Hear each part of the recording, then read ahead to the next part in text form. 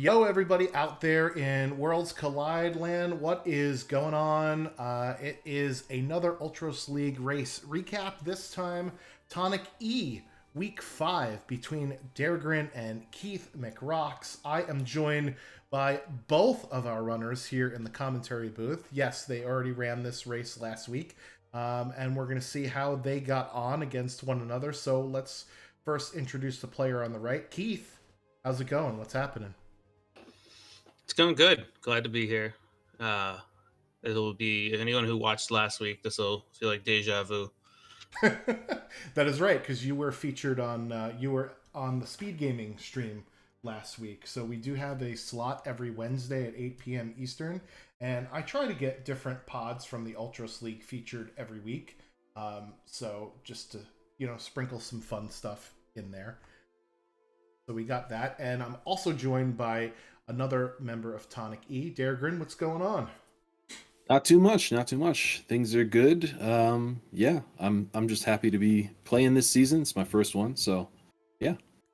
Awesome. So yeah, so we've got a bit of a, Keith, I know that you've been playing this game longer than even I have, and I know that been playing it as long as I remember. And Dergrin, you just said you just got in on the ground floor, right? So it's great to see a mix of both, veterans and newcomers alike. It's one of the, fun things about Worlds Collide is watching the evolution of the game over time, For sure. Yeah, the community is really cool, so I'm excited about that. Yeah, it's great. It's been a while. It's nice to it's been I've been here long enough to say I remember certain features that may not have been around. So Yeah, and that's starting to make us feel old, I guess, huh, right? That's always never what you want to see. Anyway, so yeah, we've got this race here between the two of you, and you guys have already ran it, and you guys already know what times you have.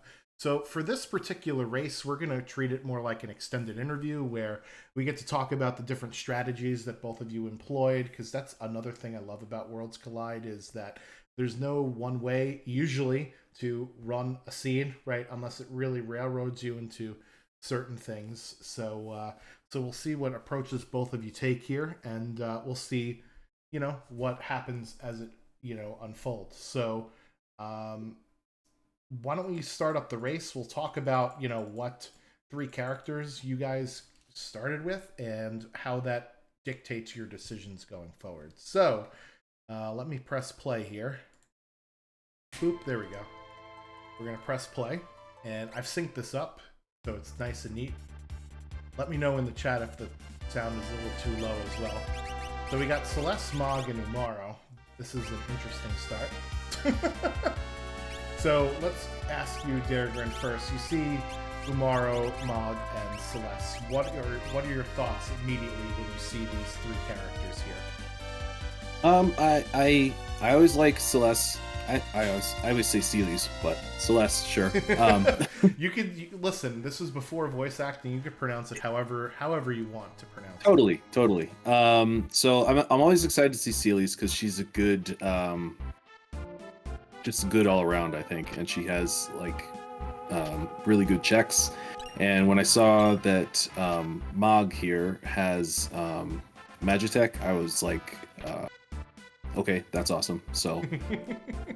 Yeah, one of the new things that we introduced with Ultros League Season 3 is that you can have, at the start of each of the seeds, you can have the four Vinks, or Bigs, or Vix and Wedges. There you see Experience Egg and a Relic Shop. You hover your cursor over it for a while, and you're like, I'm definitely coming back for these later. Absolutely, yep. Anyway, so yeah, you get the four starting beams, as they call them, and then in order to get the Terra version of Magitek, you have to go through the Magitek factory and go all the way to the end through the minecart ride. So since we have both Celeste and a Magitek user, that is going through your head immediately right away. So Keith, what about you? You see these three characters, you see you got Celeste, and you have a Magitek user. Are you sort of thinking the same thing here? yeah, I think that's the new thing to do. Mog kind of changes things now that Mog has the Moogle defense and we didn't used to have it. Right. It's whether or not I go and because I like to go into Narsh quick, but I'm like I don't often because I know I'm gonna go there later. Mhm. So in this mode, I'm like I'm gonna hit up Returners, which is what I did, and then head to South Figaro, hit her, check on the way through, and then hopefully at that point I've found something. I'm in the shop seeing the EXP egg, and I actually, I mean, I have similar thoughts to everybody. I'm thinking about going back. Just depends on how much money is lying around. But overall, it's like I know I'm going to do that factory at some point. It's just what else comes in. It helps that Umaros doesn't really have anything worthwhile check-wise. I don't mind having him around because he's going to hit someone. Otherwise, it's really just getting hers. Yeah, and I like the Opera House for early levels. So my always go-to is usually to hit that and then head somewhere else. And in this case, with Magitek being there, it's easy to go right to the factory after that and just try and run through it since you don't get those grind fights till the minecart ride. Yeah, I totally get it there, and we're going to see exactly what we find in the basement here. I'm going to fix the timer in just a second. I totally, again, forgot to start it when we had started. I'm going to approximate it as best as I possibly can here, based on where you go. And I noticed that neither one of you started in Narsh's. There you go, Dergrin, you pick up Go-Go. So, do you usually hit up Narsh, Dergrin, during your initial looting, unless you have, let's say, Mog in this particular instance? Sometimes I do, sometimes I don't. South Figaro is probably my favorite. It always provides something good for me, at least. In this case, it's given me a lot. I could just grab an ice shield there. So, yeah. Sometimes I do Narsh, sometimes I don't. If I have Lock, I definitely just immediately go to World of Ruin Narsh just to grab the Curse Shield, just in case you want to put that on early. So yeah. So with Mog in your party right away, we're gonna put off Narsh because we're gonna go back and go get there anyway for the Moogle defense check, which actually Mog I think got a real huge buff with season 3, because not only does he have that new Moogle defense check, but after Kefka at Narsh, you also get teleported to Arvis's house, so you don't have to walk all the way over there. And hey, guess what? That's where you have to trigger the Lone Wolf check from. So, I understand that's why, we tend to sort of leave this for later. Now, Keith, you just picked up Go-Go, but you still have a party of 4, and you just grabbed an ice shield there. Are you thinking you want to go to Zone Eater right away, or is that a check you normally put off until later? Because, let's be honest, it's terrible. Yeah, I try to avoid it at all costs. I will. So if I can get a, I know that I try to remember it. Like if I know I'm picking him up, the thought is to throw him single while you're already in the menu. Right. And I probably thought of it right after, and then I was like, well, I guess that means I don't have to go there, because I'm still. I know there's a lot of thought and to a lot of people that you want to try and really ramp up the difficulty or the checks and the progression, so that when you do those grind fights, they're really they're really going to get something for them. And I'm not opposed to it, but I it depends on what you have. And if I don't have a ton, I'm fine just going in with 1 or 2 if that's the case. I mean, depends on what the fight is really. But I think I'm dead set at this point on Opera, and that's and then I'll hit up when I get another character, I'll hit up Zone Eater, but I don't need to go there right away and just waste time on the bridge. Yeah, Opera House disruption early is usually something that I see runners do when they have Celeste, and it's something you kind of ignore later on because it's a bit of a longer check, but you do get some of those levels underneath you. Dergrin, you're here in South Figaro now, checking out. Not South Figaro. Where are we? We're in Narsh, Schwanz. Checking out some of the shops here. Are you thinking at this point, I guess, let's just let's see what we got in the shops here, because there's a full bevy of them. We'll sell a bunch of stuff and see what we have, because I know that there's an ice shield that we found, right, in the basement. Yeah, that's right. I think at this point I'm just trying. I don't know if I've bought the experience egg yet or not. So I think what I'm trying to do here is just find as much stuff as I can to sell it. Yep. Just to make some money. So I think that's what I'm still doing at this point. Just trying to assess inventory. Yeah, Mega Elixir, you hate to see it go, but you know what? An experience egg, I'll take over a Mega Elixir all the time. Yep. All right, so Keith, it looks like you're double dipping South Figaro here, doing the World of Ruin section, where the treasure chests on the outside are different in both worlds, so you can pick them up twice. I'm guessing you're doing this to fund your experience egg purchase. I'm not actually. I'm just doing it to get a couple more items. I was checking a couple shops, mostly I think for earrings' sake. And then, because I already hit up Sen and saw that the shop was like 65,000 and said no. So I'm going to check the other one. And I think that was mostly what I was going to do, because I actually spent money in, and then 40K. So I was not. Yeah, 40K is cheaper than it was in the World of Balance, but it's still not cheap. And there's a dragon horn.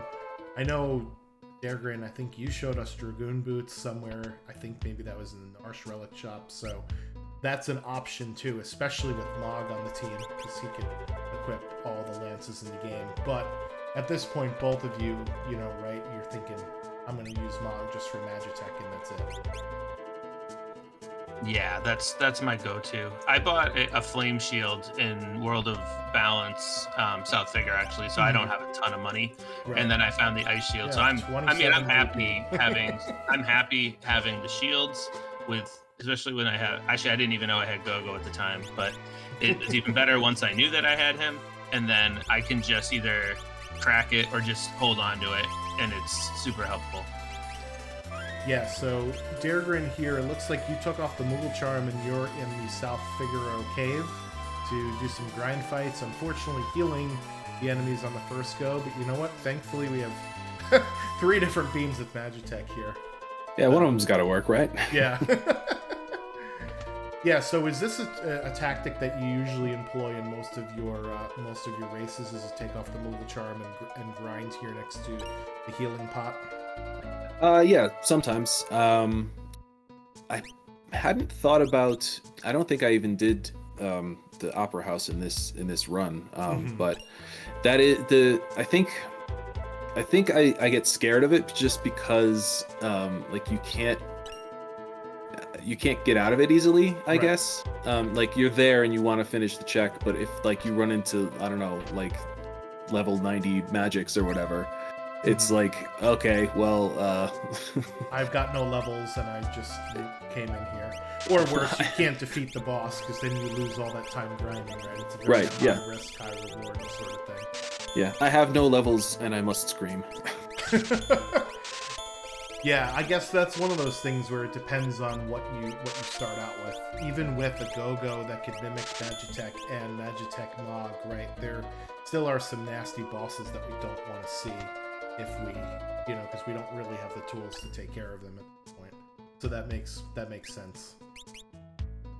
Keith is still going through Albrook here, whereas Dergrin, it looks like your looting phase is sort of done-ish, and you're taking the grinds now. So Keith, were you looking for anything else in particular, or are you just doing your normal looting route here at this point?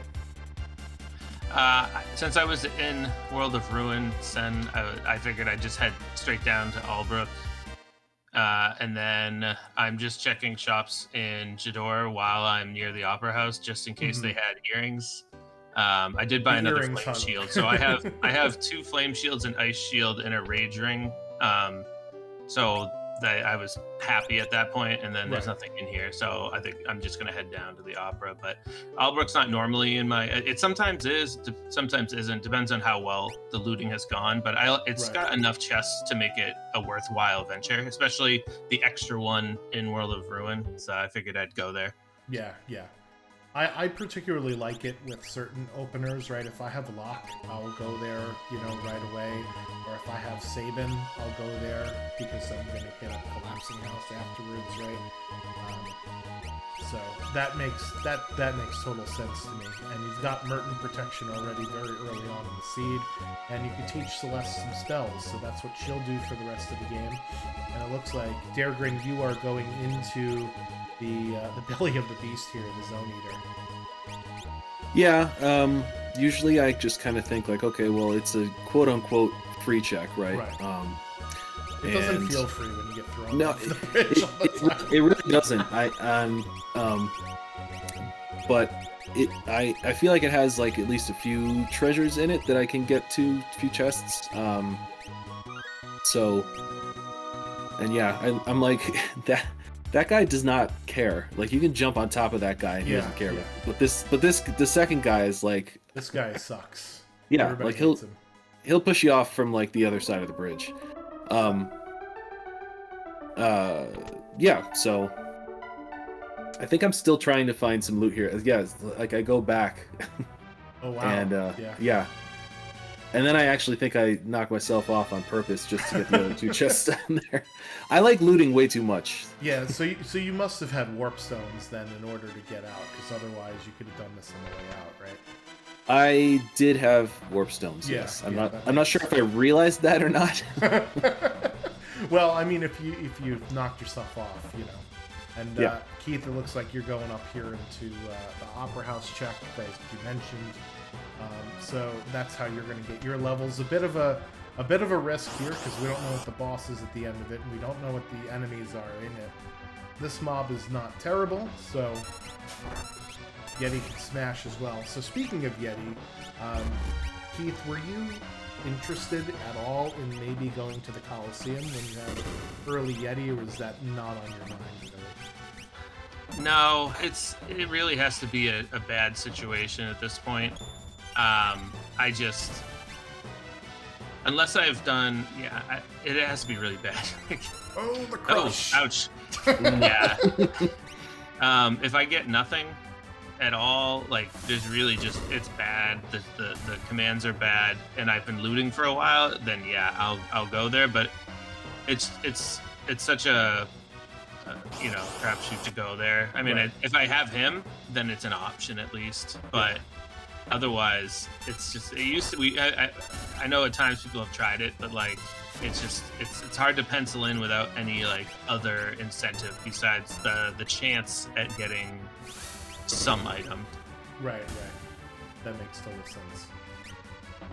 What about you, Daregrin? Are you a Coliseum person, or does it have to be like really bare bones for you to look in there? Ooh, nice Atma weapon in the chest there. Yeah.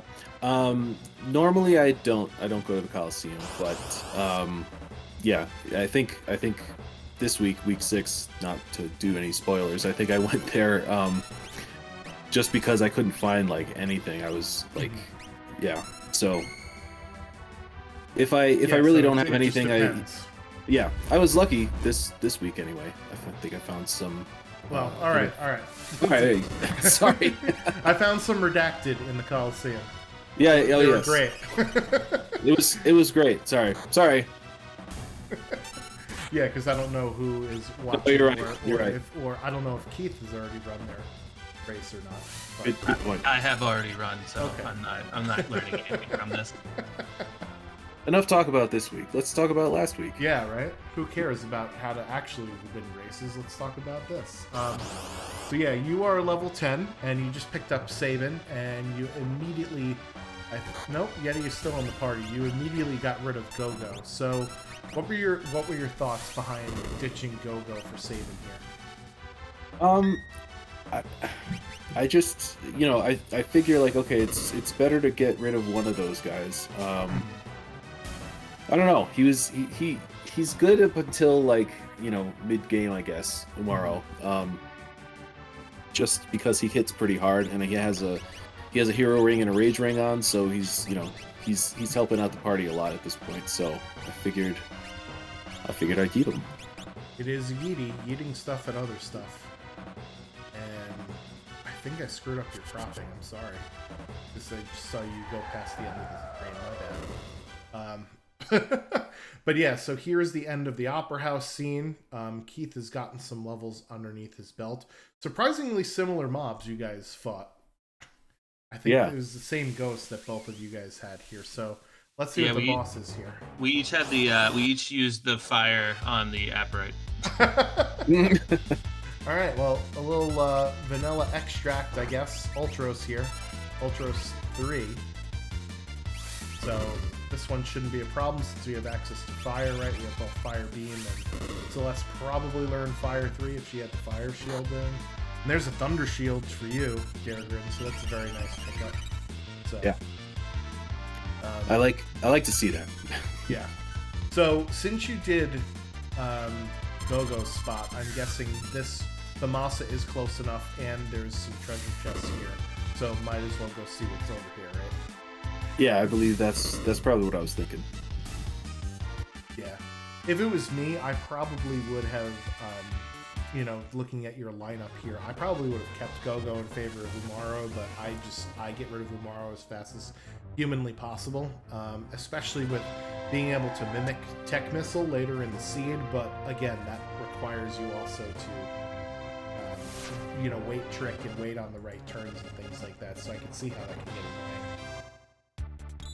Yeah, the way I see Gogo is he's just kind of a poor substitute for everybody. He can do anything, but it's like, not as good as it would be if it was the actual character.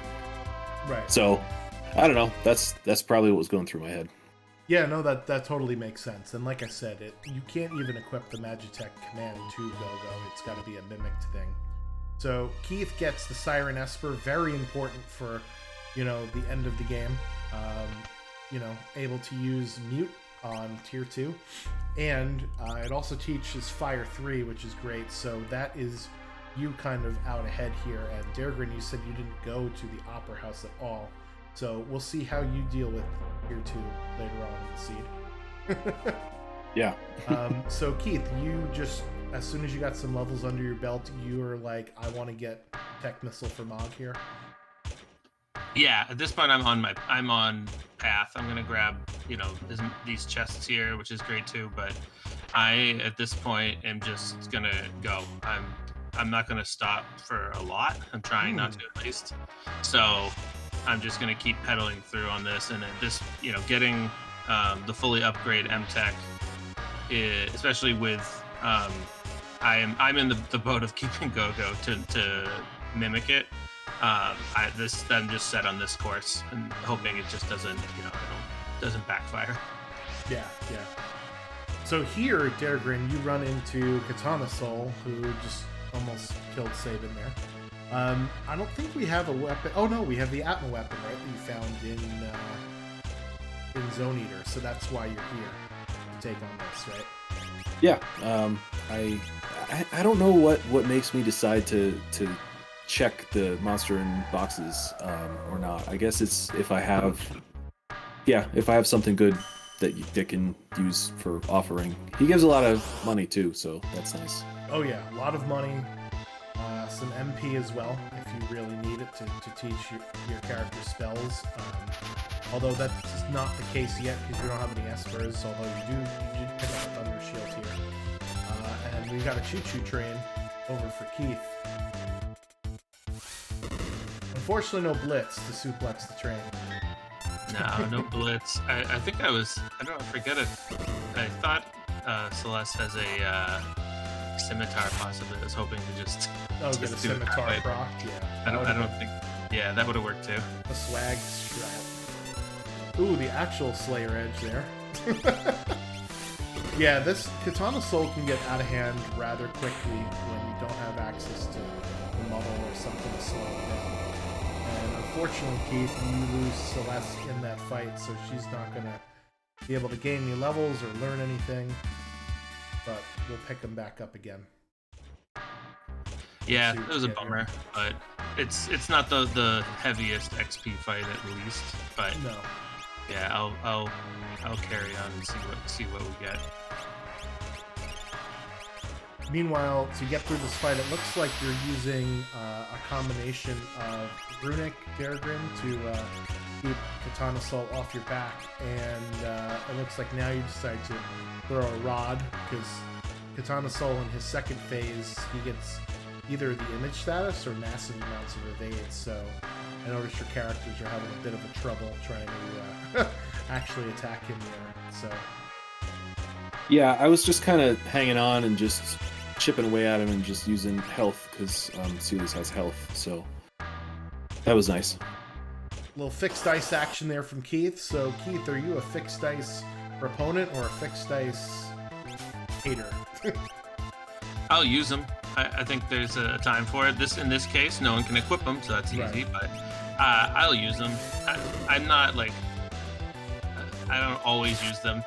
I know it's. I mean, if it's there, I'm not gonna say no. But watching that animation over and over and over, especially like I've seen you. I mean, you've seen it where it comes in great, and then you've seen at the end of the game, it's 100, 100, 100, 100, and it's just a pain. So, and you have to watch it the whole time, and every time, it is what it is.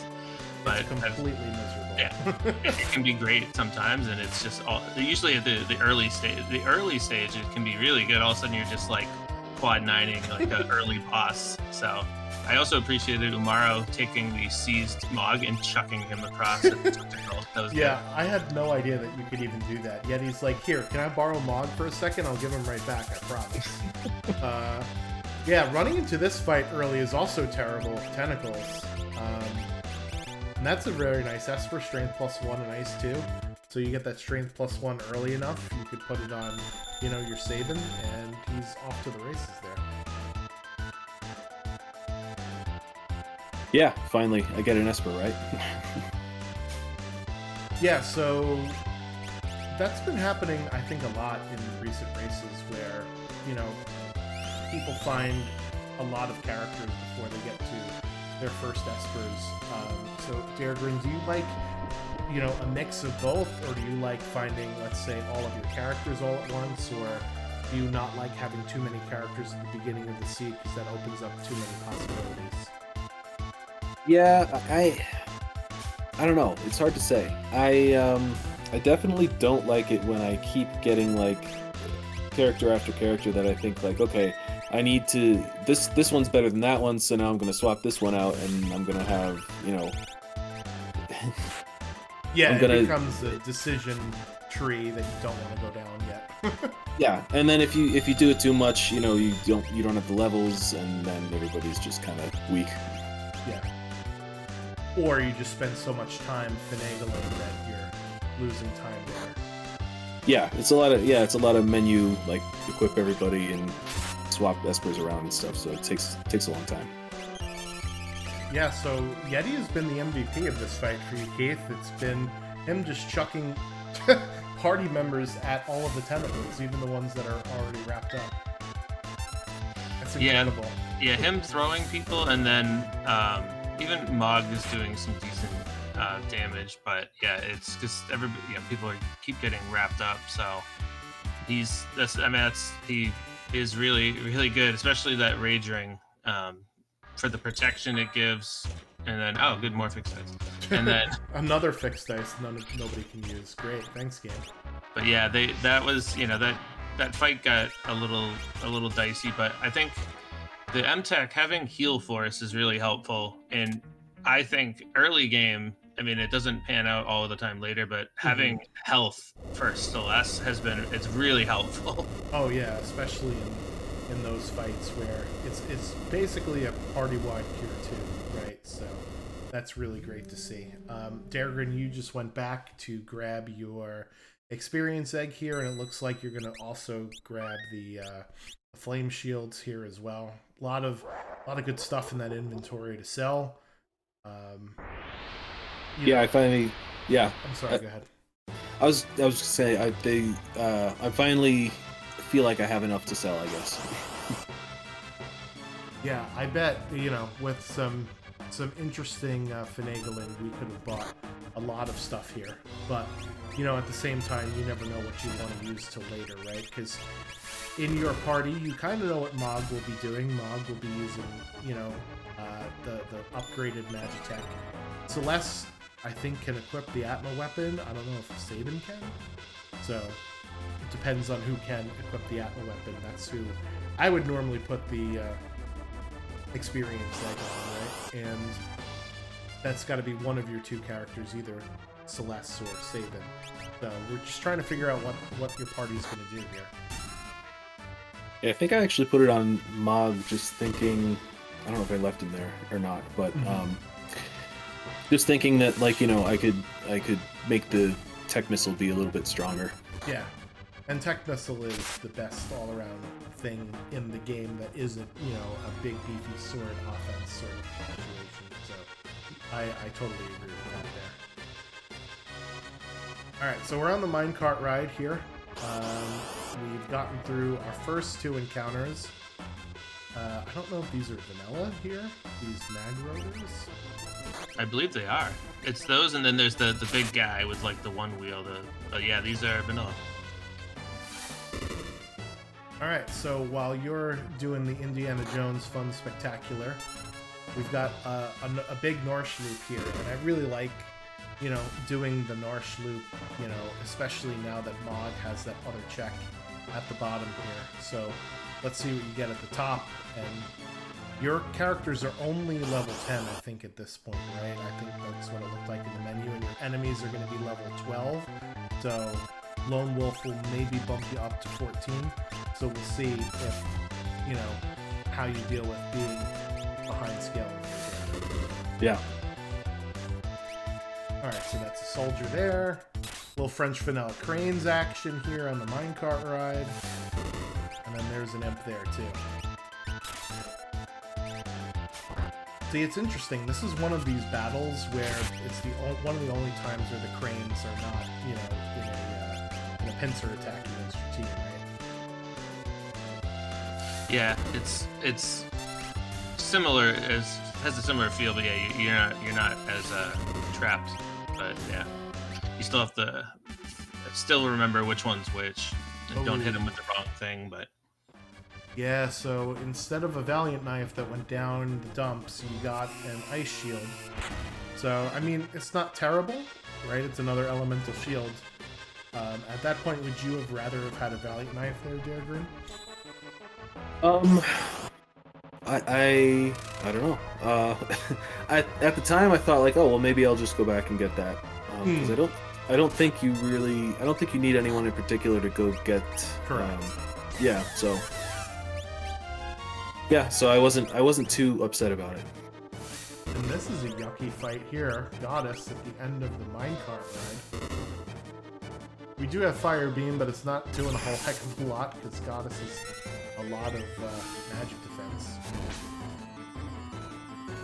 yeah, another one with the positioning of everyone is different, just like the cranes. But yeah, I've got enough things to hit with that aren't going to be worried about the love token besides Yeti hitting himself.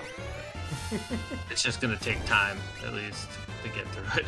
Come on, Yeti, why are you hitting yourself? Can he throw himself at himself? I know he could body slam himself. I don't think that's the same thing though. Yeah, he hit himself there for a lot. So he chucked himself at himself and almost killed himself. Oh no, Overcast coming out. So after, I think that's turn-based. It's like after 5 or 6 turns. Then we get Overcast, and then the countdown starts, and we gotta be careful. Make sure that we take this out. Yeti is not helping our favors here. Nice soldier skip from Dergrin, and here's another fight you hate to have Yeti in your party for, the Whelp fight. Yeah, he has trouble getting with the program a little bit here. Come on, remember what the people at the beginning of the game said. Don't hit the ship. Yeah. Umaro wasn't there for that. He missed the memo. Oh, okay. Yeah, into the shell he goes, and up against all the lightning spells we go. And thank you, Item Mage, for following.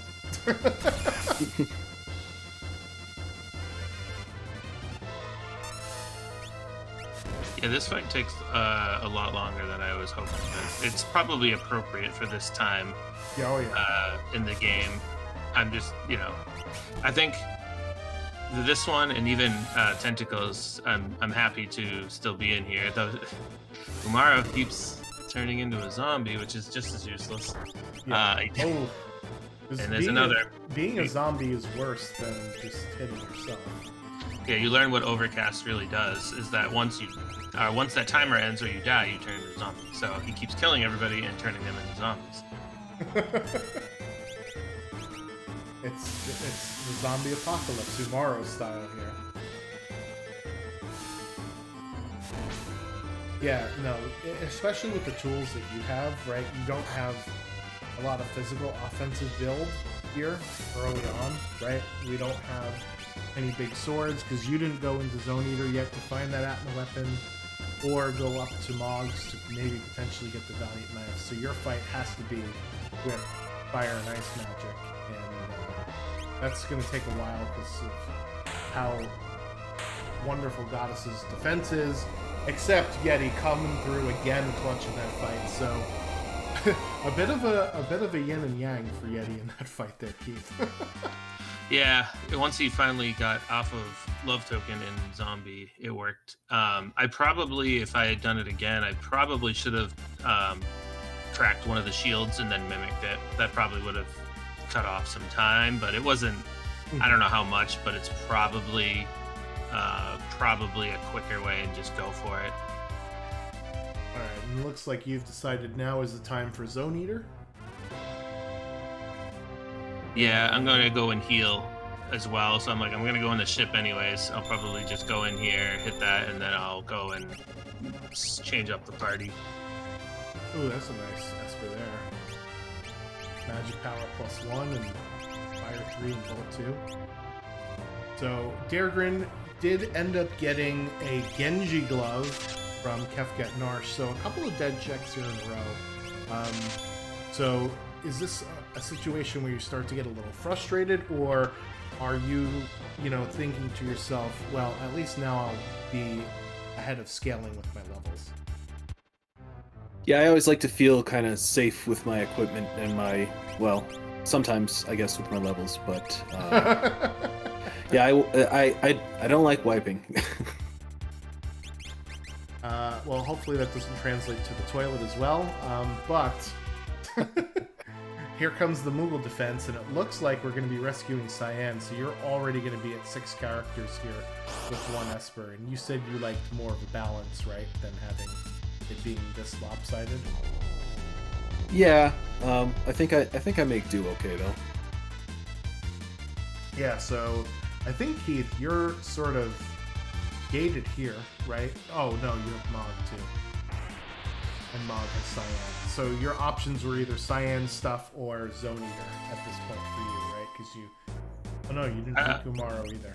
Yeah, I could go Umaro as well. I think that, it's either hit up the Narsh run or in one way or another. Right. Some kind of Narsh run, but I'm fine doing this because it's hopefully quick. Famous last words. Hopefully. I've done a 15-minute one before, and I've jumped off and on, and sometimes it's just not there, and it doesn't want to go your way. Yeah. It's like one of those infamous Ebbets rocks where you can't find the coral chest anymore after you get through 22 coral. Meanwhile, try talk down for Daregrin, thankfully with the access to the Flame Shield to learn Fire 2 and the Fire Beam. That one was pretty easy, and you're rewarded with Cyan. So let's see what you do here. I don't remember what Cyan had. Oh, nothing. Capture natural magic. But better than Yeti at this point, I guess is the mantra, right? Yep, that's what I was thinking. Alright, so then out of the Moogle defense, you could actually come up here, and you could warp out if you wanted to with a warp stone. I don't know if you have one or not, but there's also, you know, a treasure chest. Yep, one warp stone.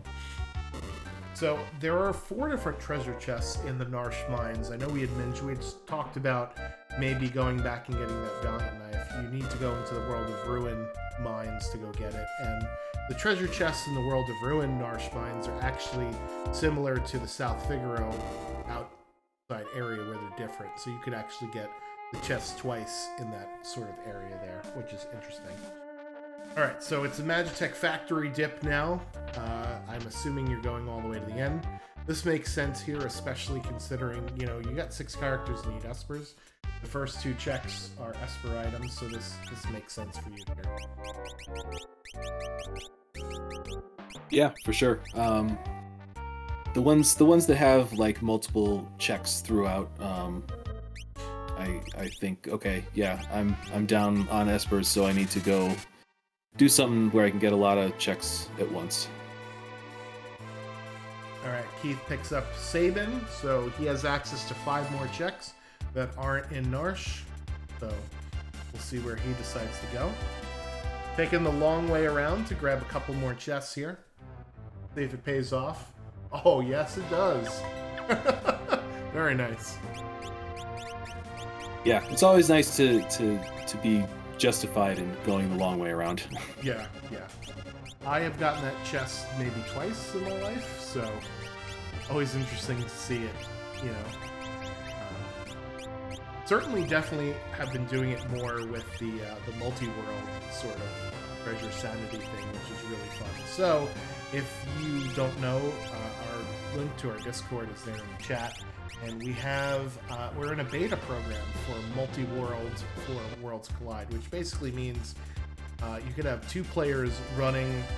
I guess it's considered one seed, but it's 2 different games where your stuff may be in their world and their stuff may be in your world. So if you complete a check, maybe you could earn an esper for your buddy or your partner, right? So it's pretty cool. If you want to get in on that action, you can check out the Discord. I've dabbled in it a little bit. It's pretty fun.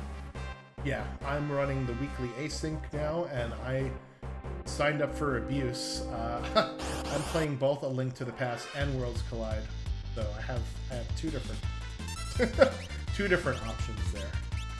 Yeah, I'm in the same boat because I'm running one of these, and I'm running a game of Rogue Legacy. Very cool. All right, so some new information here for Keith at the Imperial Camp. And it looks like, Dergrin, you're trying to get some scimitar procs on the stream. That would be nice. Oh, there's Doom. So that must be one of Cyan's natural magic spells that he's got. So that's really cool to see. That natural magic actually comes in handy here. Oh, and it misses. If it hits, yeah, I don't remember if it does or not. Oh. Alright, and it's a ghost sprite for you, Keith, here, and you have access to Tech Missile. So that's basically what we're going to see Mog and Gogo do for the rest of the game here, as Dergrin makes his way towards doing the same. Yeah, lots of tech missile from here on out. This Ursus keeps stealing money from me, so then it gives it back to me in whatever 5 times as much. So. Yeah, that's one of my favorite bugs. It's like, your money was stolen. Haha, it somehow magically tripled. You know, Ursus should be my investment banker, because his return on investment is ridiculous. He just takes, 100 GP from you and turns it into 4,000. I think we could all get behind that, right? Yeah, for sure. Alright, there's another set of fixed dice in the wall. Let's see if Cyan can equip them. Because we know that nobody else can. Ah, there it is. And he becomes my my gambler. Alright. A little premature on that Genji Glove offering, but I'm sure we'll see it after you get the fixed dice here from the Tentacles fight. Yep. Yeah, that made me laugh when it's like, okay, fine, all right, I'll take more fixed dice. Yeah, especially at this point in the seed, where just look at the ridiculous numbers that sort of pops out. I love fixed dice up into like maybe level 30, because then you're like, well, I could actually kill things with better stuff here. Another great Esper there, Alexander, for you, Keith. And you've got 4 Esper lead, but you're still looking for that 6th character. It looks like you're going to go peek the Phantom Train. Yeah, I'm happy at this point. I think it's going well. I like the 5-4. I feel so much better about. Usually it's the 6-1, and you're like, ugh, and then you find the character. Yeah. So in this case, I'm fine, and then I see, hey, I have a fixed dice user if I want, but I don't even think I bother because do I? No, I did. Oh, because Saban wasn't doing anything, so right. I figure I'll at least do that with him. I don't have anything else with it, but it's better than Saban doing nothing pretty much. I don't think he was. Saban was Sabaning. Yeah, exactly. Yeah, he was just kind of hanging out. So I figure at least throw those and it's fine. I mean, I don't like doing the train all the time, but it's at least to peek it. And then it's if the characters are up, and then Setzer obviously has, a free check, a fight. So, and then if you want to tomb, so it's an easy. I like getting him, especially at this point in the game. I love getting him because you can go to do the Doom Gaze fight, searching the skies right away if you want. Yeah, and now that you have your 6 characters, right, whereas the Doom Gaze only rewards us for item, and it's a very quick thing to do, so it's really nice for you to get him here.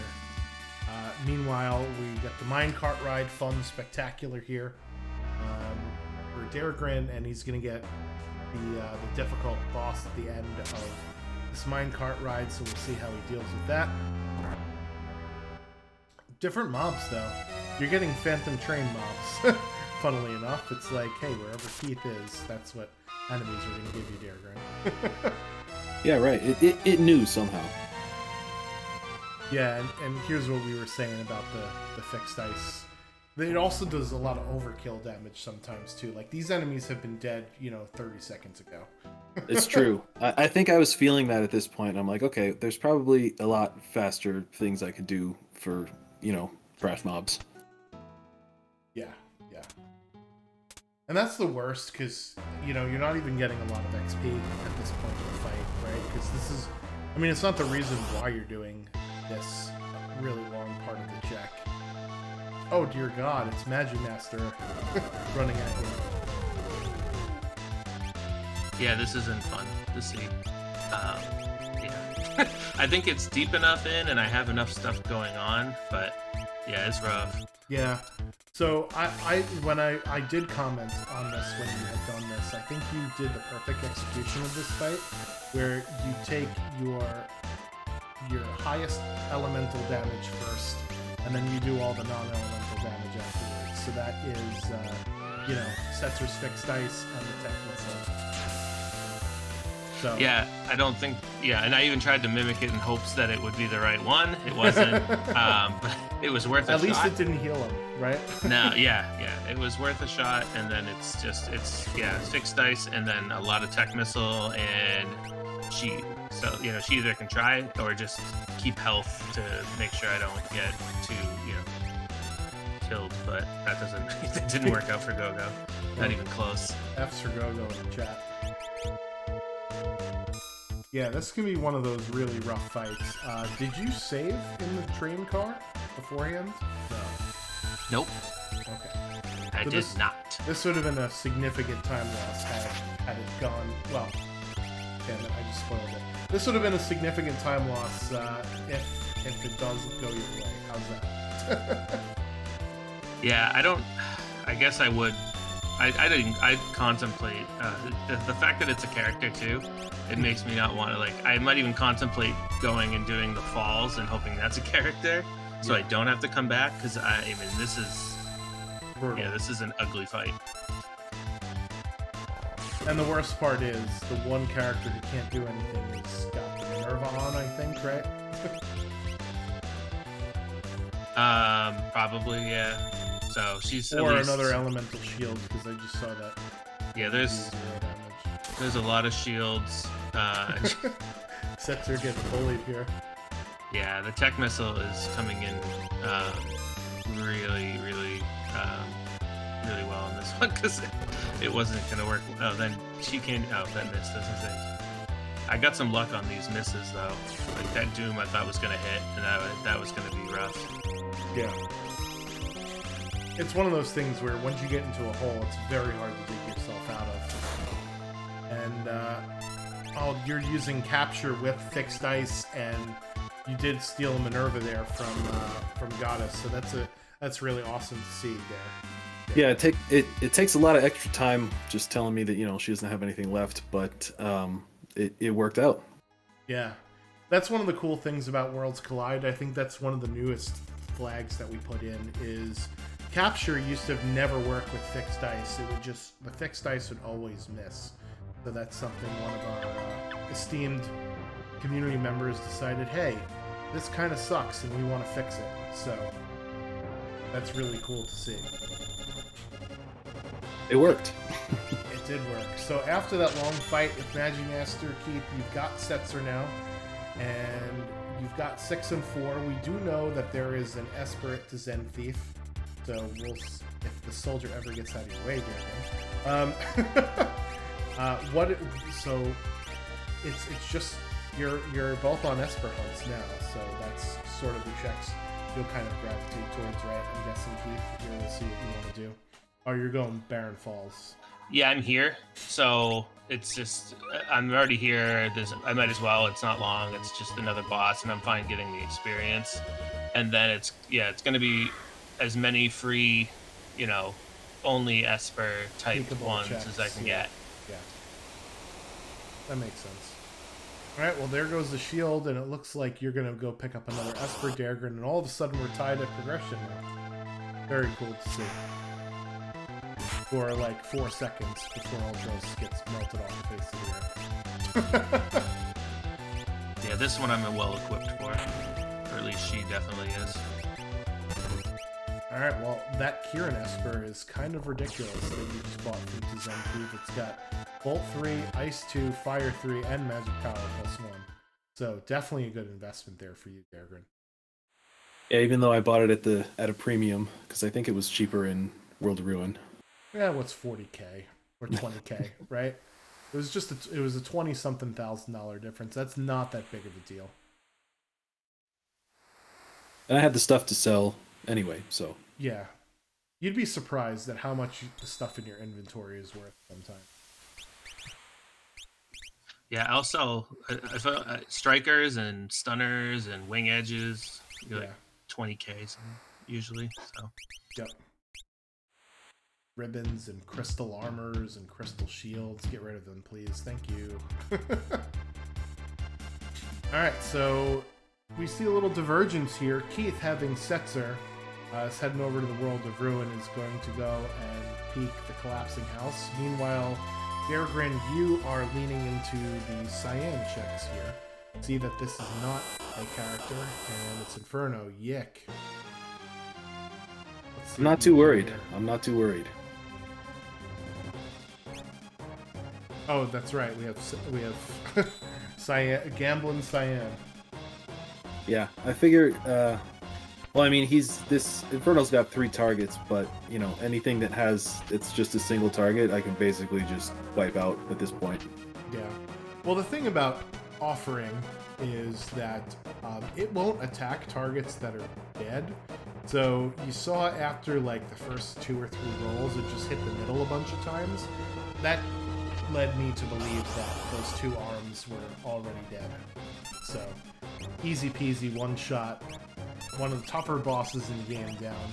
That's very nice there. And you get a free heal after this, which is nice. So that Cyan with 50 HP is not going to be a bother. So Keith, you're in the collapsing house and you're digging in the boxes here. What are you looking for? Offering with the fixed ice you've got? Yeah, that's clearly the only. Yeah, I don't. I mean, I have the app moving, but I'm already pretty much locked into doing other things. So I'll just, and I'm not. My levels aren't. I'm not like blazing ahead on levels, so I'm fine just looking for this. And then I remember that I have Confuser because we have the upgrade. Yeah, so your fight is going to be significantly easier than than what Dargren had to go through before. Thankfully, he doesn't give any XP because Celeste is dead again. Yeah, she has a hard time staying alive. Alright, I like this play from you, Dargren, going into Cyan's Dream, where first and third is either Esper item, and the second is guaranteed progression here, so really leaning into Cyan, who Keith does not have, so that's cool. Question from the chat from Drinks Glue. I'll go with you first, Dargren. What is the latest you'll switch out an attractive new character when you have a complete party already? A good question. I don't know. It's How attractive are we talking about? Are we talking about 11 out of 10 or no? I'm just kidding. No, yeah, I mean it depends. Like if if I have a character that's not really doing much for me, and I pick up one that's like, oh well, you have throw, so that's good. I'll probably drop somebody who's not doing me much good. Yeah. Keith, what about you? Yeah, it's just the same thing. If I'm still, carrying around, like if I've had four the whole time, and I still have like Yeti and Gogo, and they're not doing a ton, or if I have somebody, that has just meager stats and a bad command, and I pick up somebody with, if you pick up Magitek at the end and you happen to have done the minecart, I'm like, well, I'll take them along for a little while because they're going to prove useful in a lot of situations, or I'll pick up, just it depends on the command. Right. A lot of the time it's either they're really good or I just don't have a lot of usefulness for the other people. Or if they can, if it's really not going well and I have, Setzer and he can equip dice, then I'm like, all right, well, so it has to have some kind of something luring you in, and right. But I'll consider it at any point if it's going to make me better. So yeah, the question, the answer to every question with Worlds Collide is it depends. And so in this case here with your party, Keith, we have Setzer with fixed dice, we've got Celeste with some high-powered magic, and then we have Mog, Tech Missile, and Gogo mimicking it. If you found the throw character, let's say for instance that Darren brought up, are you swapping that throw character into this party, or are you keeping what you got? I'm probably if depends on which person at this point. If it's if they have a high magic, I'll probably swap them in because I have I have Merton going on. Mm-hmm. So I'll keep throw and Merton on them if they have a decent magic stat. Otherwise, I'll just keep Gogo because he can still use the magic. He can do Merton. He can do mimicking Magitek if he has to. So otherwise, it really, I think at that point it would depend on their stats. I would defer to that. Yeah. And then for Dargren, your party composition is a little different, right? You do also have Mog with the Tech Missile, Celeste with the magic, but you have your Octo Fixed Dice, Cyan, and then you have Sabin who's kind of just there. I guess in your case, if you found a throw character, you would swap out Sabin at this point, right? Probably would, yeah. The quote that goes through my mind is, there's what movie? It's a Snatch. I don't know if you've seen Snatch, yeah. It's like you're not much good. You're not much use to me alive, are you? Oh, Keith, your characters just can't stay alive here. That's Gogo dead in that fight. Yeah, I'm just happy to be getting through the fights.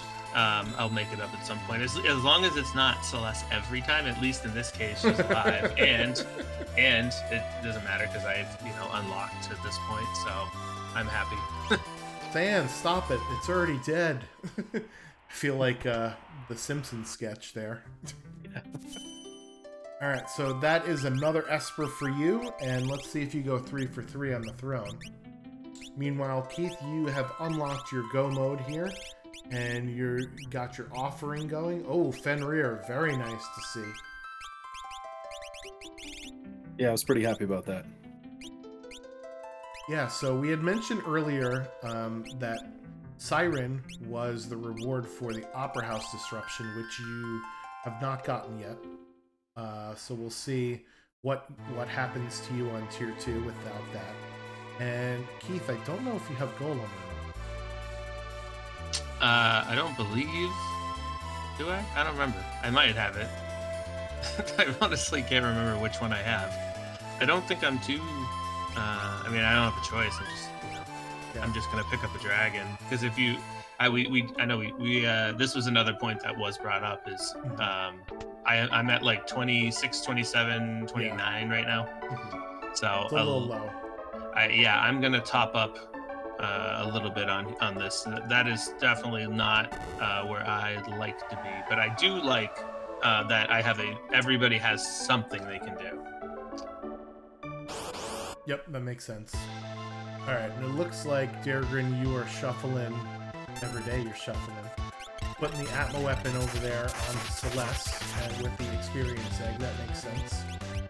Yeah, I think because Fenrir has HP plus 100. I think. Oh, great. I think I saw that. So yeah, so I was like, well, we can get as much HP as we can, and then that'll make the weapon stronger. All right, 3 for 3 in the dream. Very nice pickup there. So you are 1 Esper away from go mode, and that's a pretty decent one with life 2 and bolt 3.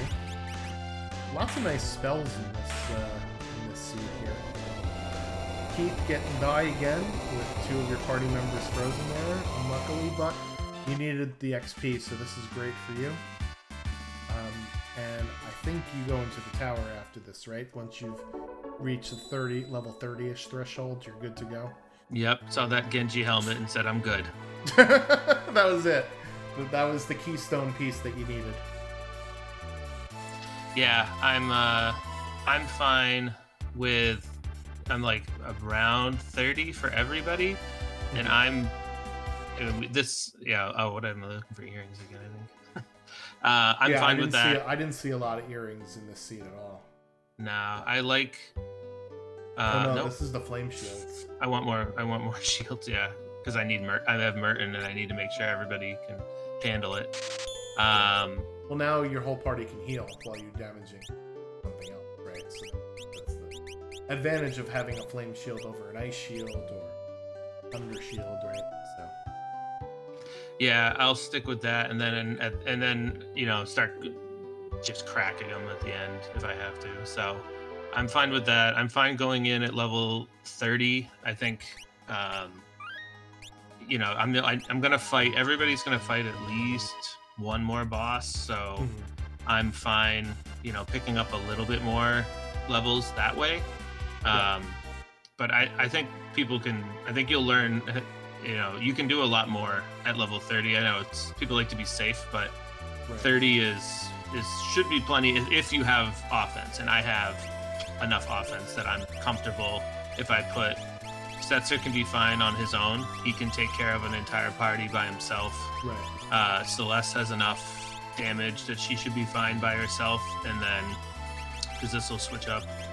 I'm gonna switch it around a little, and I'll hope that the other 2 are strong enough to handle it on their own.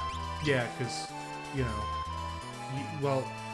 so the thing about Worlds Collide is the bosses are shuffled. They're not right. You won't see the same boss twice. And you've already seen Goddess and Magi Master, and you know that you won't find them in the tower.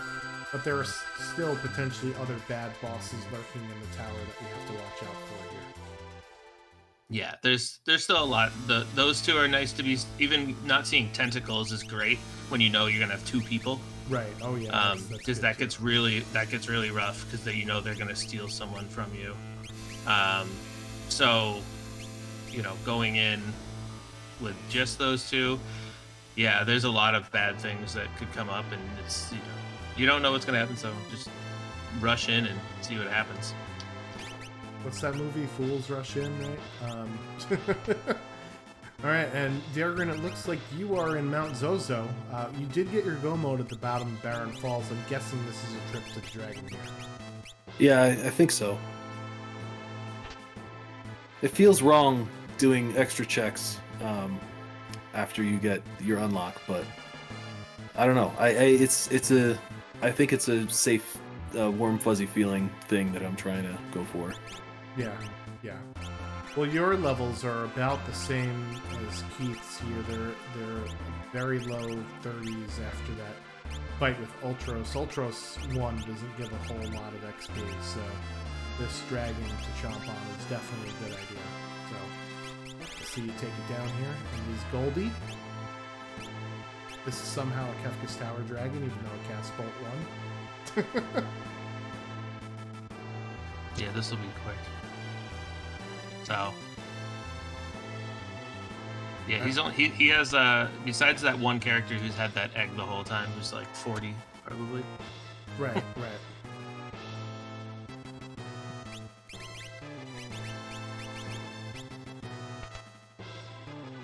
Alright, so going through the tower here, it looks like, Keith, you're walking your other party through, and then you'll hit the save point, and you will fight the Inferno spot here. And we're just hoping to just breeze through the tower. You did not overload your party 3, but, you know, as you mentioned, you thought that you had characters that could deal with everything that was thrown at them, depending upon what was found, right? Yeah, I'm fine with it. I don't want to walk through this twice. I don't know if it's that. I'd rather try and go for it and just see if I can make up the time, rather than overload, which is fine. And you can get a lot of experience that way. Like if I was lower, I just take another run at it and, you know, get those levels, but I'm fine with them. I think there's enough offense to go around, provided I think about it and make sure I use it, but I'm fine doing that and going for it. Yep, so we'll see what comes up at the Inferno spot here. Meanwhile, we found an old man writing love letters. You sly silver fox, you. Up at Mount Zozo here. Let's see what Strago's got to offer. Sketch. So, not good enough to put in the party. We're still going to roll with the party that you've got here. And, oh no, you have warp stones. There it is. 1 warp stone. Thank goodness. Yeah, seeing Strago with Sketch, now that Sketch works 100% of the time, I think, right? Yes, that is correct.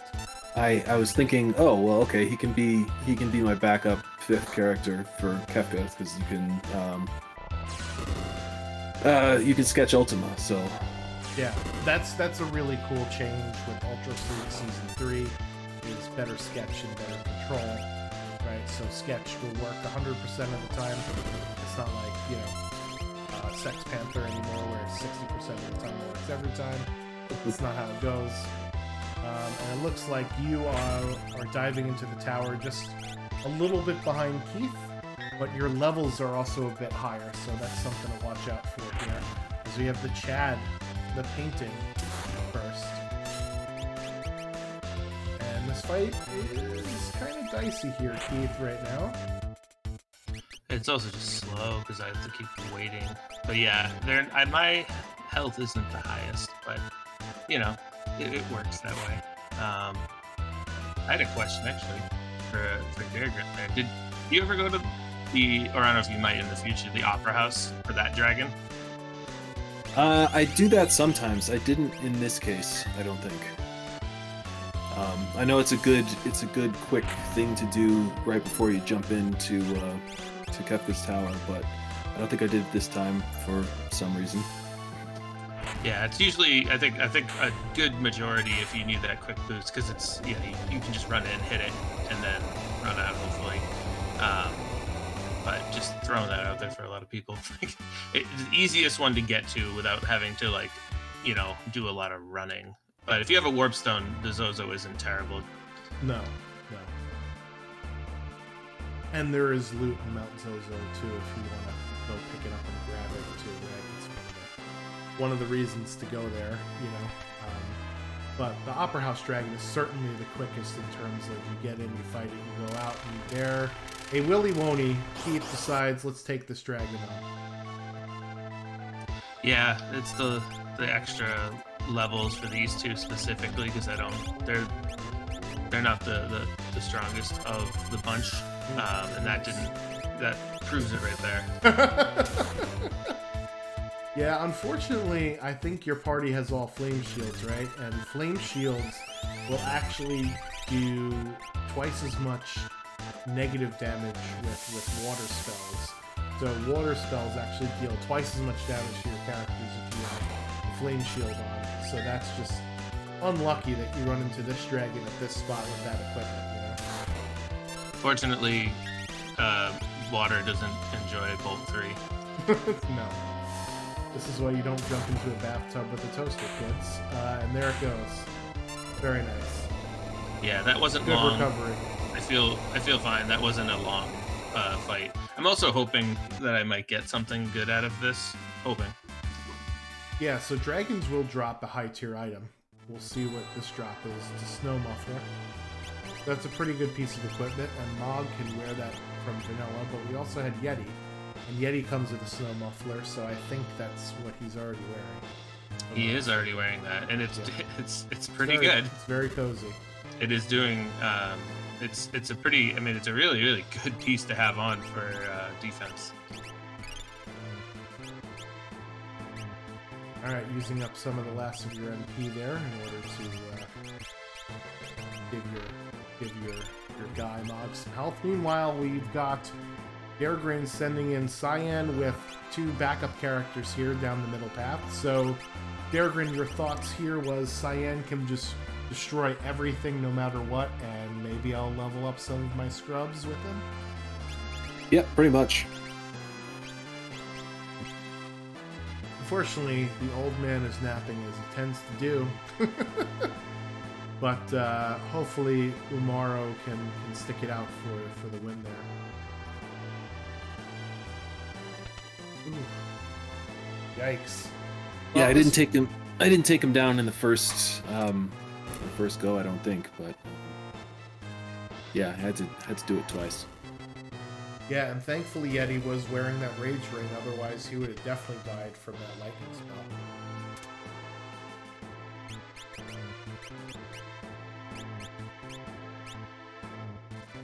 Alright, so we are up to the part of the boss gauntlet where we get the first boss here at the Inferno spot. And we'll see what that is. Drago down on the ground, unfortunately, so he's not going to get the XP, but Cyan does, and that's important because fixed dice's damage is based off of your levels and whatever you roll on dice, so it's important to get levels onto your fixed dice user, so that's another good use of the experience egg besides our Atla user and Magitek user. And Tyrannosaur Marshal for Keith. So this fight was kind of a disaster for you, Keith. Yeah, I don't have any magic, and though that's great. If you just notice, Mog's defense is so good it doesn't even hurt. But yeah, they net someone right away, Right. and then I don't know if I can X-Fair, which. So I had basically one chance to do something, and I picked wrong, and that wasn't good. Poorly. Yeah, that wasn't good, and then this isn't good, and yeah, it doesn't get better. Yeah, Mog's physical defense is ridiculous.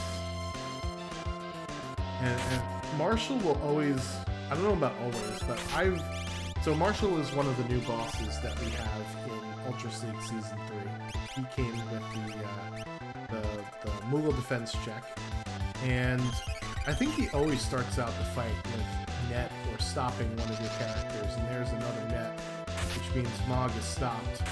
So even though Mog can't die, now you have to think to yourself, do I just sit through this, or do I reset here? Well, you think you can't die, and then all of a sudden, Grand Train comes out. Oh God. So that answers that. Yeah, That wasn't long because I had the same thought. I'm like, I think I'm gonna have to reset, and then I got wiped. Yeah. So, and I was rushing, and so that cost me a bit of time right there. Yeah. I mean, I think even if you'll have to fight Tyrannosaur and Marshall in a second. I think even if you just use Tech Missile on, it might not one-shot kill the Tyrannosaurus. And, no, I come up with the next time I come up with the right decision. And unfortunately, you did not save after beating Chatternook or the dragon, so we'll see if you go back and take both of those on again. Meanwhile, our gambling Cyan was able to take out one of the dinosaurs. Strago coming in with the clutch sketch here. It's a very nice game knowledge there, Darren, to do a sketch on a Tyrannosaur. Yeah, that was on purpose. I don't have a ton. Just say it with confidence, okay? Yes. That I did. Yes. Thanks. Also, I didn't see a net. Did anyone? I didn't notice the net on this one. You know what? Hold on. We're gonna pause the timer and see. This is the beauty of the of watching a race that isn't actually live. We'll just do it now. We'll see if I'm wrong. Does net actually come out here? I didn't see a glowing red unless someone blocked it. I didn't notice that. Yeah. Or it missed. Nope, he didn't do it. It was just a straight up attack. Incredible. I have to say, this is definitely one of my least favorite, in that it's a new one that we never had before, and it's definitely like, depending on if you get it and it's early, it's fine, but we've had the Ogors and they just zombite you to death. Yeah. And then you can get the Tyrannosaurus and they grain train. It can be a really scary fight, and then you can get netted. So it's definitely an interesting one that got added to the pool. Yeah, I do like the idea of having the thugs with the Marshall being sort of random tough enemies. I like that more than just the vanilla logos. I think that's a really cool concept that somebody that's smarter than me came up with. I can't take credit for that. Sorry. It does make things a lot more interesting. Otherwise, it's just like a easy, quick fight. Push over, yeah. All right, we're up at the Poltergeist statue, and French Vanilla Doom. Yikes. Yeah, throw dice at him. Pretty much. That's the plan. Yeah. Not unless they're doing 206. This is the time when all of a sudden you start saying like, where'd they go? But when you've got 8, usually you're gonna get at least a couple big ones. Yeah. Yeah. There it is. There's a couple. And the good thing about the fixed dice in this fight is even if you somehow get to the second phase, which you didn't, even if you get to the second phase where the image status comes along, fixed dice just will never miss, so it doesn't matter anyway. So Keith, you did not decide to take the dragon on the second go around. Was that just thinking to yourself, "Oh my God, I lost so much time"? Yeah, it was, and I knew that the item wasn't useful, so okay. Yep. I was like, there's no point. It's worth a couple levels, but they're not going to be it's not like Go-Go's not changing the game on this one. So I'm just going to try and make up time because it lost. I think it's about 6 or 7 minutes right there. So not terrible, but not loving that. But it's the risk I took. But this whole run is right now, as I'm running back up, is thinking about what I'm going to do next. And then I thought I've already had it in my head that what I should have done the whole time. So yeah. So we will see on this fight the correct choice, what it should have been. Yep, that walk is very long, and you have a lot of time to yourself. Alright, so shuffling some equipment around and making sure that your espers are right for the final fight here. And Darren, you got 2 more bosses to go, so we'll see how you deal with them. So the middle path, which is where you had your crazy character, that's now out of the way. You now have to go through side paths. And we'll see what the boss is here. Fun Baba. So Keith, you decided to do this left boss first. Was it a risk, knowing that this could have been something bad, or you thought, hey, I have sensor to fix dice, it doesn't matter? Yeah, I have sensors. Well, I mean, unless it was, that could have been probably Rexall, and then I'm annoyed and I'm watching animations, but I'm fine with it. I wanted to go through here. Probably, I was going to do both sides, probably fight them off, and so I can get the save. So if I do fight Marshall and it goes south again, I can quickly rebound and try it again. And I just want to see what else is here, because if things are going really bad, then I'm probably going to have to exit out and rethink how I'm attacking this. Right. So, fight not necessarily as easy for Daregrin, although you have a Thunder Shield on Celeste, so you pretty much can't lose this fight. It's just a matter of how long is it going to take for your character. Can't lose the fight. Can definitely lose time. Oh, I didn't know that this was a thing. Spoke too soon. Yeah. Okay, that wasn't that bad. Not strong, but yeah, the difference in how much levels and how much scaling, and when they use different abilities that you don't know about. Right. Yeah. Because that's the risk. Remember, you had gotten that extra character and extra dragon from you were gonna fight a dragon either way, but that's what happens when you get that extra dragon, right? Is you bump up the scale. True. Hey, we have the same people on the screen. Mine's just a lot easier.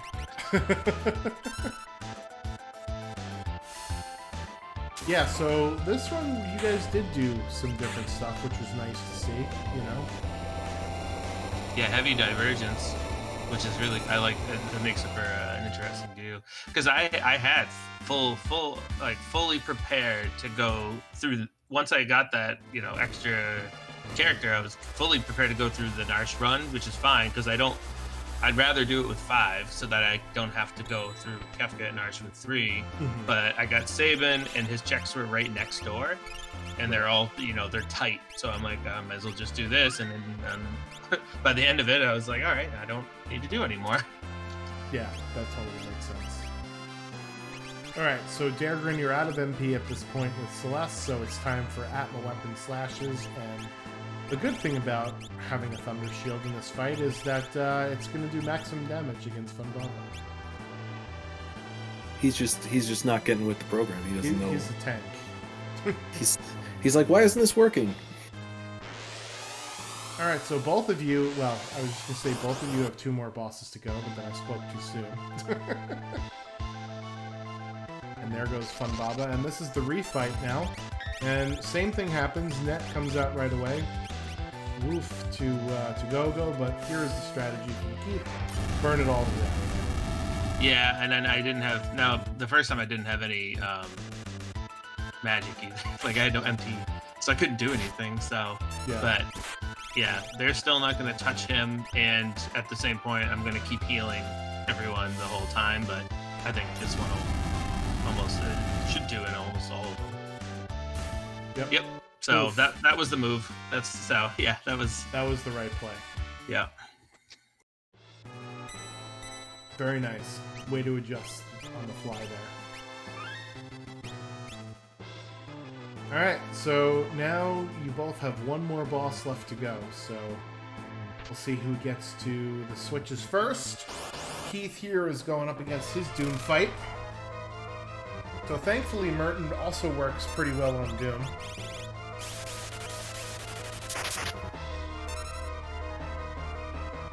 Yeah, I'd put my money on beating Tunnel Armor faster still. Yeah. Yeah. And I can keep I can keep healing the whole time. Go-Go's are definitely, they're both not doing a lot actually. I'm at this point I did 2k and like 1600 damage, so I'm not happy. So I'm gonna see what Tech Missile does, Yeah. and it's way better. So I'm gonna just now I'm just gonna grind this out with Tech Missiles.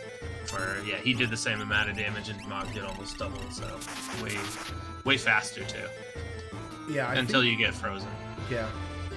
I think the problem was that neither one of you, it looks like, found earrings in this seed at all. Nope, tried a lot. I tried a lot. And I didn't, I wasn't gonna go to every shop, but like if I was near one, I was gonna look, and I just couldn't find them. Yeah. So I'd love it. Definitely between the two of you, you visited a lot of the shops, right? Because I know Dargrin went into Narsh, whereas Keith, you did not. You just kind of shied away. But you also went into, Jador and some of the other shops that we had seen.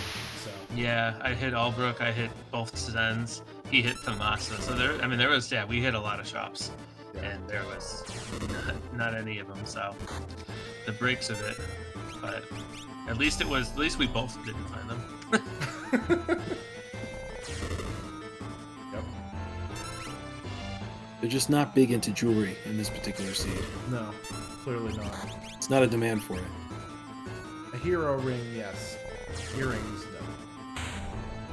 Alright, and there's Doom dead, but Dargrin is on our switches first. So taking a bit of a lead here into Kefka. So we'll see what the difference in strategies here is going to be with our final boss. As we mentioned, Keith, you have access to Siren, which will nullify magic on tier 2. I don't know if we have the mute spell or not. I know Dargrin has Fenrir, which is Combo's protection. Hopefully you'll open up the menu and show us whether or not you have Combo's protection, because I haven't been paying attention.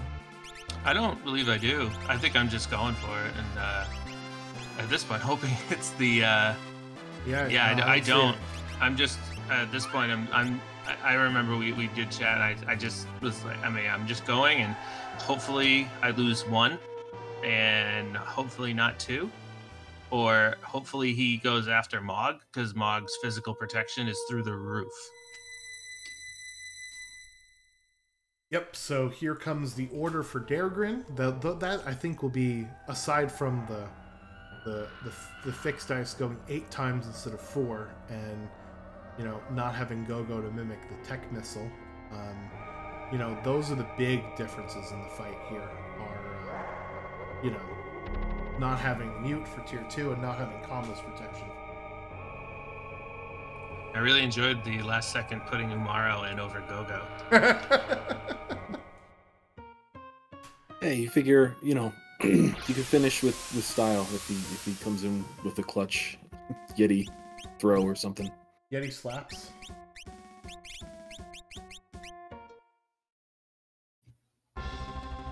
The break spell is, I think the accuracy of break is not very great. It definitely misses more than it hits, I feel. Yep. It feels so good though when you use it on his arm, just because you're breaking his arm. I never even thought of it like that. That's awesome. Yeah, I definitely didn't either. Just all right, mine worked. Simultaneous breaks there. Yeah, I think we had tier 1 leaving in a cast. I just did it with Go-Go because he wasn't doing much else at the time. Everybody else was already shifting because of the polarity, but we had Break, Doom, and Xfer, and we each did the worst option. Yeah, so let's talk about this section specifically of the final fight. Dargrin, you have a 8 fixed dice user that you can't target. How cautious, I guess, are you in making sure that the head gets killed first instead of just holding A with your fixed dice user here? Yeah, I definitely want to make sure. Although I don't know if the head's dead at this point, but yeah. It looks always like go it is. Based yeah, on yeah. the rolls. Yeah. So I And think then I may actually have taken the offering off of Cyan, just so that you could be a little bit more controlled. I don't know if I did that or not. I thought you took at least the Genji glove off at one point I saw, and you wanted one set only. Maybe, yeah, because his armor was not great. Yeah, so it looks like there's 4 dice rolls instead of 8 there. Oh, maybe you put the Atma weapon and offering on Celeste, perhaps? We'll see what happens here. And then same question, obviously, for you, Keith, when you have your offering fixed dice users. Both of you are done with tier 1 at the exact same time. Holy cow.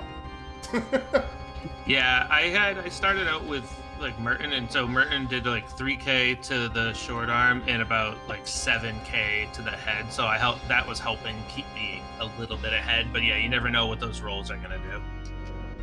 All right, so tier 2. This is where we're gonna have, I think, some separation. Although who knows? We'll see if you have access to mute. I don't see it yet so far, and we know that there is Siren available for Keith, as he's going to take out ghouls with the Exfer. Whereas Celeste does not have mute. Yep, so that's rather unfortunate. Not seeing it. Oh, there's a mute. Very cool. Alright, so forget about the advantage that I was talking about. So magic is nullified in both of your cases here. So we'll see what happens. We'll X-zone action for tools, and there that goes. Keith's tools is still around. Very persistent of that part there. Yeah, I feel like tools especially like misses a lot, so not helpful. But Merton is doing a good amount of damage. I'd rather it be not split forwards. Yeah. I don't think I noticed on his screen he had stop, but I don't know, because you can use that on hit, and that's another really good way of starting to or helping yourself out. Alright, and here's where the fight starts to get dicey for both of our runners, as we've got N-Cross for Keith. Thankfully, he's using Merton to thaw out his party. And for you, Dargrin, Tiger is doing a lot of nasty stuff right now, so we'll see what happens. He's weak to ice, so pulling out the Ice 2 spells here. It looked like you were considering capture there for a second. Were you worried about your magic power and elixirs? Or your MP, rather, and elixirs? No. I don't know. I don't know what you can steal from these guys. Elixirs, to be perfectly honest. Yeah, okay, you can steal elixirs from everybody. Now you know. Now I know. No, I was not thinking that at the time. Okay. Yeah, it's interesting because we had an event before Ultros League came out called the Coliseum, and in one of the flag sets we had Locke with his vanilla steel, and he had always steel on, which is not a flag that we have for Ultros League. I think it's on better steel, but not always steel. So I know some of the runners that were in the Coliseum, you know, we kind of looked up what some of the better steels were, and you know, made sure that was engraved in their mind. So it's cool to see that game knowledge transfer from one event to another. Alright, both of you have just 2 parts of this here left. Looks like Dargrin, you're trying to knock it down here with fixed dice. And Keith, you're trying to just burn the whole world down. So it's very nice to see. Keith, are you getting worried about your MP at this point? I am not. I have 2 mega elixirs because I fought Magimaster and I didn't sell mine, so I am not worried whatsoever. I can pop one for fun and have one left over. It's a party at Keith's and everybody is invited. 3 mega elixirs. Come and get it. Meanwhile, Dargrin, on the other hand, is popping some tinctures to heal up your party's MP. I guess you were a little worried about it at some point in this fight, too? Apparently. Yeah. Yeah, I don't remember, because I just gave it to Sabin. I'm not sure what he was using. Uh-oh. So 10 hits coming out for both of our runners here, and Sabin is in the front row, and he's getting hit. One more hit, and he's down. There it goes. Sabin stays alive, and you just have magic left, but Keith overtakes here with Tier 2, and now is the test for Tier 3. So what's your approach here, Keith, to Tier 3 with this cast of characters you've got? Dice and the tech missile to try and get rid of Girl there. And then getting because I can't use Merton yet, so Right. so it's basically get those two in hopes that I can, because it's not a ton of damage you need, but if Whirlwind keeps coming out, it doesn't help any, and then I still have Merton to basically keep healing, which is what I'm doing now. I'm trying to heal back up. Yeah. So I mean, you will heal the boss, but at the same time, you haven't done any damage to it yet, so it's not a big deal. All right, and there is Daragrin done with Tier 2. Your approach to Tier 3 here with these characters? Pretty much the same thing. I think just use, non-elemental stuff on Girl, and just hit her with dice, hope for the best, hit her with tech missiles, and then once she's gone, just whittle, what's his name? Sleep? Whittle him down. Alright, having access, is that save it? No, Celeste's health, that's right. Keeping the party healed. Unfortunately, Keith, your dice are not turning in good rolls for you right now, and that is the second Whirlwind of this fight, so... But it's good Girl is hanging around. Once you see that it's only healing for 1,000 each, you know that you're getting pretty close, so it's a good thing to see. And then that should have just did it right there. Or close, yeah. And then I made sure so I'm like, now I know I'm there. Your health is dangerously low, but thankfully you got Merton. Yeah, I did a little bit of counting, I think, to see if I had... I think I was keeping somewhat track of where I was at, but now with dice, I don't know what, you don't know where the damage is going to go, and right. So I'm just going to... And I don't have any protection, so I'm just ripping. Just swinging it. Yep. But I still would rather... I don't think I've done a ton of damage, and then I'm just going to hope that the dice can go straight through to the end. Alright, meanwhile, Daragrin, I think, has Girl down, but more importantly, his Cyan did, I think, quad 9s and then in the high 8,000s of damage on the first turn, so... Sleep is already dead here, or already halfway dead, and here comes the Calmness Fenrir protection of the Fenrir. Meteor coming out for Keith. Oh, Gogo is not going to survive it. We'll see if you decide to get Gogo up. Nope, you're going to push on through. Here comes Train. So yeah, this is going to slow you down here, Keith. Yeah, I was probably pretty close, but I think I was, maybe 5,000 away from it, and then I'm just stuck at that. Then, 200 here, there. Oh god. Yeah, but now I assume I'm fine at this point. Yeah. There's the calmness of the clutch block. Meanwhile, on Daragrin's screen, we have Cyan, whose timer is ticking down, but he's definitely killed Sleep here. Going into the menu to wait trick so the timer doesn't get to 0. Really nice heads-up play. Calmness, took off the image status from Mog, but is moving on to Tier 4 here as well. Alright, moving on up.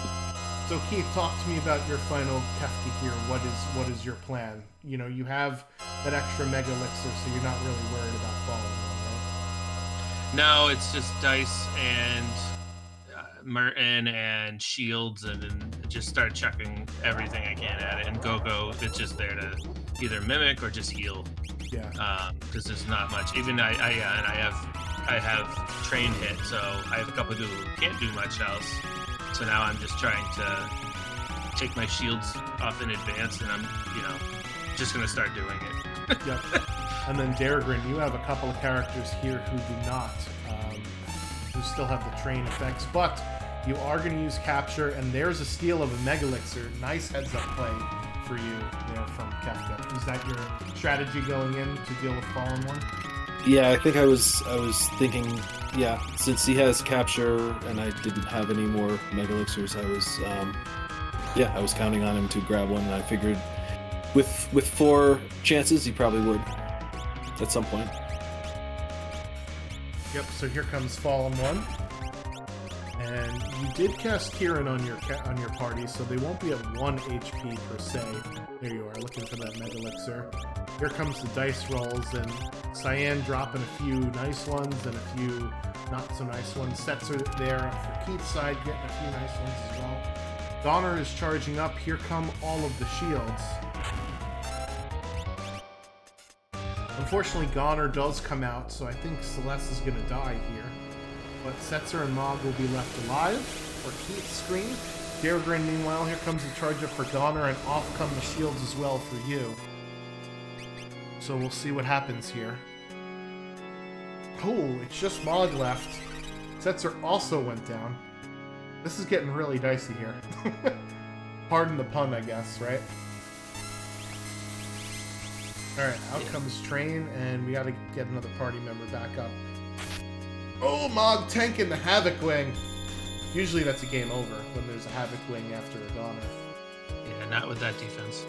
Mog is time and time again just tanked everything. Mog the tank.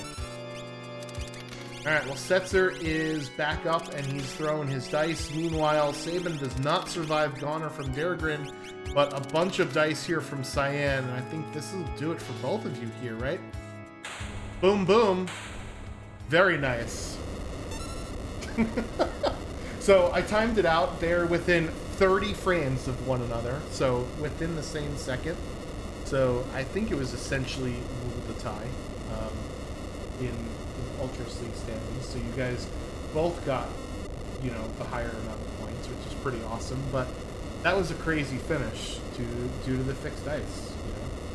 So other final thoughts, I guess, here, Keith. We'll start with you. Since you came in 30 seconds, or not 30 seconds, 30 frames, half of a second ahead here. No, I think, I mean, I've obviously lost a ton of time to that kill, but overall, I mean, I'm happy with it. Mm-hmm. I went, you know, I don't think going back for that egg really would have done a ton. I probably would have just lost as much time shuffling it around, because I usually end up doing that. I was fine with how I ran it. I was fine going in at lower level, and then aside from, you know, the first go at Marshall, you know, and the second time I handled it fine. So I would have, and I should have done that because I had the setup from her, and I just didn't catch it. So, but I mean, it's nice to see two seeds go completely different, you know, and still end up, you know, diverging and then, you know, heading back into each other, and to see, you know, different strategy. I mean, I've never seen such tight transitions between tiers in that final battle, which is really cool. Even the first tier was almost like exact. So I was happy with it. I think I got, you know, I think I did a little too much of watching and changing up the way I was running. So I've been conscious enough to try and change it and go doing some things I used to do, just trying to do different strategy. And I'm happier with it. I mean, it's still a lot of it just depends on what you handle. And I think a lot of runners, you know, especially some upper ones, will say, you know, try and hit stuff harder and see if you can think on the fly. You don't have to always have the S tier. Get to know some of the A tier, and they can still help you out pretty well. Yeah, for sure. You know, because your party was Tech Missile plus Mimic plus Fixed Dice plus Magic, right? Daragrin, your party was similar, where you had, you know, Tech Missile and Fixed Dice, and, you know, also Magic, especially with Sabin instead of Gogo there. Final thoughts on your run here. I was pretty happy with it. This is actually my current PB, so very nice, awesome. Yeah, I'm still looking for that sub 90, but yeah, this was good. So I was pretty happy at the end of this. It's satisfying for me to have I don't know, so many dice. I don't know, I like the dice for some reason. Yeah, it is in sort of that, you know, a little bit after the first fight and all the way up through the mid game, basically until you're level 30. Dice are ridiculously powerful for what they are, for sure, you know. So I guess I'll ask one last question of each of you, and I think, Keith, you kind of already answered it a little bit, but I'll ask it anyway. So what's one thing that you did in this race that you will look to carry on in the future, and then one thing you want to avoid doing in your upcoming races? I think in this, I think the biggest thing in this race was looting less and just finding something I like and running with it, and then not I think over looting happens a lot. It's or at the same regard, if finding something I like and knowing how much progression to take and be happy with it, I think a balance of those two. Um, and even still, I think the thing I try to do less, and it's the hardest thing. Gosh, the hardest thing is to just to not loot late, Yeah, to try and walk past the chests. Ugh, it's so hard. So it's Schrodinger's it experience, is. Edgar. You know what's in Schrodinger's it. and Luna, you know. Oh, you know it's in there. You know it. You know it's in there. But I mean, depends on when, so if you loot less, then pick up, go to places that have chests and do your looting on the way and trying to optimize a little bit more. And hitting, just knowing, what you have and assessing a lot of options and trying out some different options and seeing how they work. But it's, not trying not to look for the same, hunt until you find the same thing. Sometimes you just don't find anything and it's not fun. And you've all of a sudden ramped yourself up and it's, I don't like taking random grind fights, but sometimes you have to. So yeah, finding that balance. For sure. So Dargrin, personal best for you, something that you'll take forward, and then something that you want to avoid, in your future runs. Yeah, I think looting is a big part of it, because I tend to overloot. But I always ask myself. I think like, okay, if I open this chest, what am I wish? Like, what's my wish? What do I want to have from this chest? And if I already have something, if I already have a decent set of stuff, it's like, okay, well, I don't really need anything else. So, but I just it's too the lure is there. It's just like, yeah, I just want to open everything. So I think doing that less is probably what I want to do going forward, and then just general improvements. I mean, learning. I'm still learning a lot. I just as far as different aspects of different things, like rages that I'm pretty shaky on, but yeah. So just general experience, getting through menus faster. Yeah, that'll all come with time and playing it and getting used to button feel. I know it's kind of weird, but especially after like playing, so as we were talking before about multi-world, right? After switching between Final Fantasy VI and A Link to the Past, Final Fantasy VI is just so much more responsive than A Link to the Past. You kind of lumber when you walk around and move around, so it's crazy when you get used to movement in a game, how it sort of affects you, right? So with time you'll certainly get there. I could definitely say that. Lots of good vanilla game knowledge that I saw out of both of you guys, in this race, with knowing what to do with capture, knowing what to do, with some of the undead enemies and the situations you got yourselves in. So great job. So again, thank you guys for joining me. Appreciate you going through your race review, because this was, again, one of the closest races we've had in Ultros League this far, right? It's pretty insane. So yeah, thank you, Keith. Any other? I know we asked for final thoughts before, but anything you want to say? Anything else?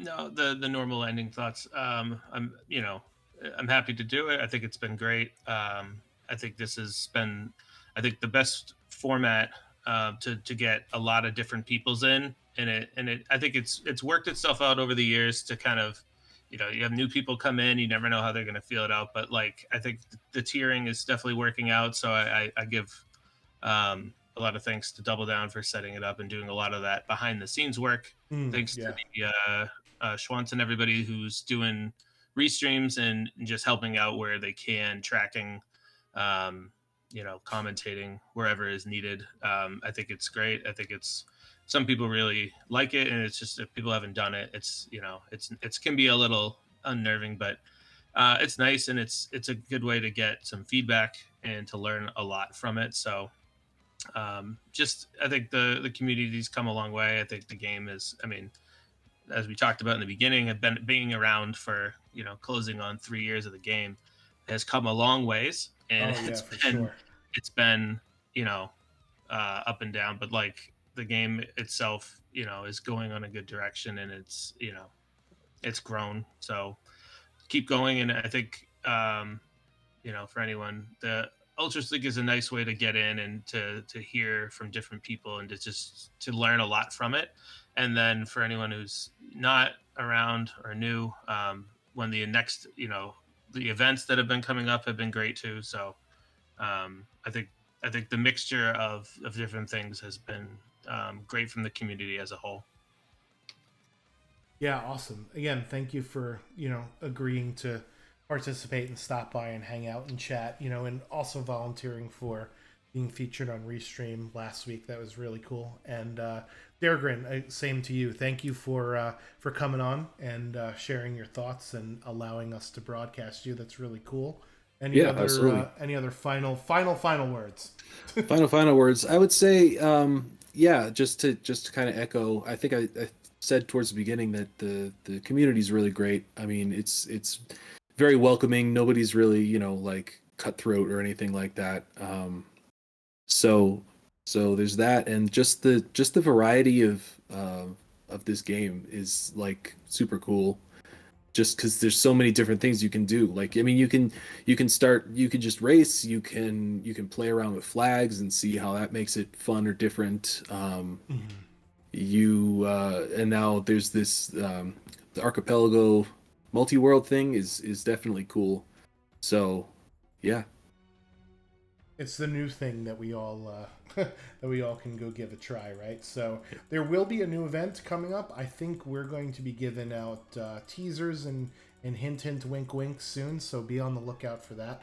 Hopefully I'll see both of you at that next event as well. And again, thanks for hanging out and stopping by. We appreciate you in the chat as well. Thanks for hanging out with us. Hopefully you've learned a thing or two here. I am going to give a little raid to Lunar Chimera, who is running the Living Seed this week, which is another type of asynchronous race that's really fun to be a part of. So if you're looking for something different, that's something that you could go and run and check out for sure. Anyways, boys and girls and Moogles of all ages, we'll see you on the next one. Thank you so much. Catch you later. Peace.